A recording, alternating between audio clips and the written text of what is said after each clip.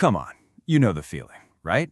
You agree to something, maybe a favor for a friend, a purchase you weren't sure about, and just a second later, that little voice in your head goes, "Oh no, why did I just do that?" Well, that feeling is universal, and what we're about to uncover is that a lot of the time, it's not an accident at all. So today, we are cracking open the groundbreaking work of Dr. Robert Cialdini to explore the hidden psychology of persuasion. He figured out that there are these secret triggers that compliance professionals, we're talking salespeople, advertisers, fundraisers, you name it, use to get us to say yes, often completely under our radar. We're going to break down two of the biggest ones today. So how in the world did one guy figure all this out? Well, Cialdini didn't just sit in a lab wearing a white coat. No, he did something way more interesting. He went undercover. For almost 3 years, he became a spy in the world of persuasion. He literally became one of them. He'd answer want ads for sales trainees and get hired. He worked inside ad agencies, PR firms, and charity organizations. He wasn't just peeking over their shoulders, he was in the trenches, getting them to teach him their best-kept secrets. He called it participant observation, and it gave him this incredible inside look at how these techniques really work in the wild. So after 3 years of being a spy in the house of persuasion, what was the big secret? What was the one fundamental core principle that he saw being used again and again to unlock our automatic yes? What he discovered is kind of wild. It turns out our brains run on these automatic programs, almost like an animal. They're mental shortcuts, pre-programmed tapes, and all it takes is a specific trigger to press play, and the tape just runs.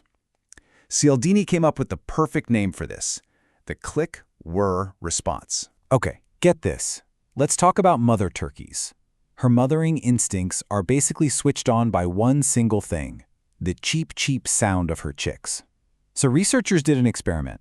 They took a stuffed polecat, which is the turkey's mortal enemy, and put a little tape recorder inside that played the cheep, cheep sound. The mother turkey not only didn't attack it, she gathered it underneath her and took care of it. Click goes the sound. Whir goes the maternal behavior. It's totally automatic. And here's the crazy part. We do the same thing. This was all put to the test in this brilliant experiment at a Xerox machine. A researcher would go up to a line of people and just ask, "May I use the machine?" 60% of people said yes. Not bad.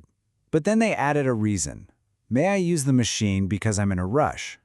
Compliance jumped to 94%. But here is the absolute kicker. They tried a third version with a completely pointless reason. "May I use the machine because I have to make some copies?" I mean, of course you do. That's what a Xerox machine is for. But it didn't matter. Compliance was still 93%. The trigger wasn't the reason. It was just the word because. There it is. Click, whir. Click goes the trigger, whir goes the automatic response tape in our heads. And look, these shortcuts are usually a good thing. They save us a ton of time and brain power, but they can also be hijacked. And that brings us to the first major weapon of influence. All right, first up, weapon number 1, the rule of reciprocation. This one is huge. It's this deep, almost primal, unwritten rule of society that says you have to try to repay, in kind, what another person has provided you. It's the whole I owe you one system that honestly allows us to function as a society. But the real trick here, the part that gets exploited, is the power of an uninvited debt. Think about it. When the Hare Krishna members in the airport used to hand you a gift, a flower, before asking for a donation, you felt this incredible pressure to give them money, right? You didn't ask for the flower, but now you feel like you owe them. This feeling of obligation, that's the trigger. And this leads to a super clever, almost diabolical technique called rejection, then retreat. It's a 1-2 punch. First, they make a large request, one they know you'll probably say no to. Then they immediately back down, or retreat, to a smaller request. Because they made a concession, you now feel an almost automatic obligation to make a concession too, by saying yes to the smaller thing. Cialdini himself fell for this, hook, line, and sinker. He was walking down the street when a Boy Scout came up and asked him to buy a $5 ticket to the circus. Cialdini said no. Then the scout retreated. "Well," he said, "if you don't want to buy any tickets, how about buying one of our $1 candy bars?" Cialdini bought 2. He didn't even like chocolate. But the boy had made a concession, and Cialdini's brain went whir, and he automatically reciprocated. And if you think this is just for selling candy bars, think again. This tactic can influence history. The infamous Watergate break-in, the one that brought down a president, was ultimately approved with a budget of $250,000. But why? Because it was only approved after the committee had rejected two of G. Gordon Liddy's earlier proposals, a wild $1 million plan and then a $500,000 plan. After rejecting those, the $250,000 plan seemed like a reasonable concession they had to make. Okay, that brings us to weapon number 2, and it's a real mind-bender. Commitment and consistency. This is our obsessive desire to be and to appear to be consistent with what we have already done. Once we take a stand or make a choice, we feel this enormous internal and external pressure to behave consistently with that commitment. Let me show you how powerful this is. Check out this famous study.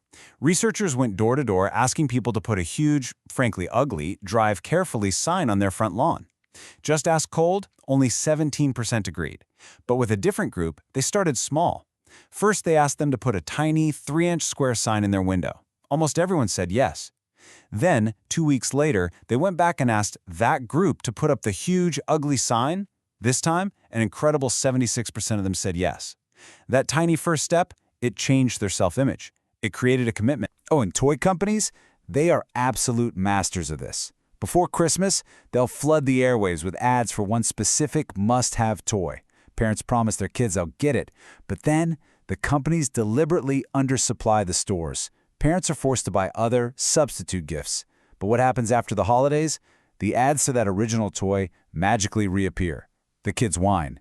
But you promised! And to remain consistent with their promise, parents trudge back to the store and buy the toy they couldn't find a month ago. It's brilliant and kind of evil, right? So what's the secret sauce that makes these commitments so powerful? Cialdini found 4 key ingredients. They're most powerful when they're active, when you actually do something, like write it down, when they're public, because we want to look consistent to others, when they're effortful. Think about fraternity hazing or military boot camp. The more effort you put in, the more you value it. And most importantly, when we believe they were freely chosen, that nobody forced us. That's the real lock. But we have to be careful here. Consistency isn't always bad. In fact, it's usually good. As Ralph Waldo Emerson said, a foolish consistency is the hobgoblin of little minds. And that word, foolish, is everything. It's the mindless, automatic, click-whir consistency that gets us into trouble. Thoughtful consistency is a virtue. Foolish consistency is a weapon used against us. So now that we know how these tricks work, how do we defend ourselves? How do we take back the controls? The secret isn't to try to eliminate our mental shortcuts. We'd never get anything done. The key is to get better at spotting when they're being turned against us. For that reciprocity trap, the free gift, the sales concession, the defense is actually pretty simple. You just have to perform a little mental judo. You have to redefine the situation. Mentally, label the gift or the concession for what it really is, a sales device. It's not a gift, it's a tactic. And the rule of reciprocity says you should repay a favor, not a trick. That realization just, poof, frees you from the obligation. And for that consistency trap, you have to learn to trust your gut. Cialdini says we have 2 built-in alarms that go off when we're being had. The first is that feeling in the pit of your stomach, that tightening you feel when you know you're being pushed into something you don't want to do. The second alarm is what he calls a signal from your heart of hearts, the only place that can't be fooled about what you really want. So when you feel that knot in your stomach, that's your cue. Just stop and ask yourself, am I about to say yes to this just because I want to be consistent with some smaller thing I already did? And to tap into that second alarm, your heart of hearts, you ask the magic question. Knowing what I know now, if I could go back in time, would I make the same choice?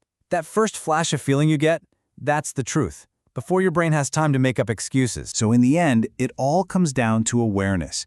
It's about spotting that moment of pressure, feeling that little twinge in your gut, and just pausing long enough to ask yourself, is this choice really mine? Or is a click-whir tape being played for me? Your gut knows. It sends you the signal. The only question left is, are you going to listen?